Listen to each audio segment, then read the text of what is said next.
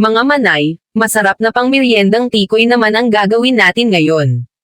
Para sa recipe na ito ay gagamit tayo ng 2 cups ng glutinous rice flour, 1 cup ng rice flour, 1 and 1/2 cup ng water, 1 cup ng coconut cream, 1 cup ng condensed milk, at maglalagay din tayo dito ng 1/4 cup ng white sugar.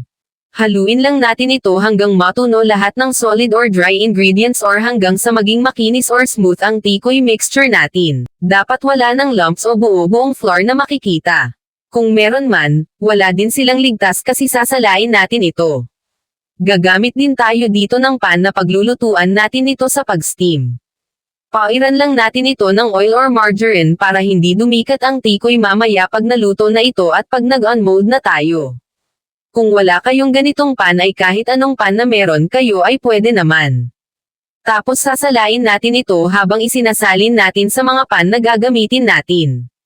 Kung i-roll nyo ito medyo nipisan mo lang ang paglalagay sa pan para hindi ka mahirapan mag-roll. Tapos steam natin ito ng mga 30 minutes depende sa kapal ng mixture nyo.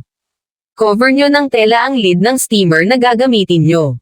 Gagamit din pala tayo dito ng dinurog na sinangag na mani kung saan pagugulungin ang tikoy. Pwede kayo gumamit ng blender, processor.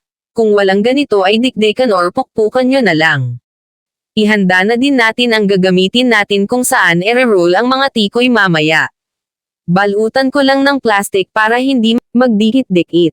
Ayan, after 30 minutes ng steaming ay luto na din ang tikoy natin, unmold na natin ito. Antayin nyo muna mag-cool down o lumamig bago lagyan ng filling or palaman. Gagamit tayo dito ng peanut butter bilang palaman. Ganito lang gagawin nyo. Tapos pagulungin sa dinurog na mani. Tapos ready to eat na ang ating homemade na masarap na tikoy. Ganyan lang kadali mga manay gumawa nitong masarap na tikoy. Kaya subukan mo na din dahil pwede rin itong gawing pang negosyo.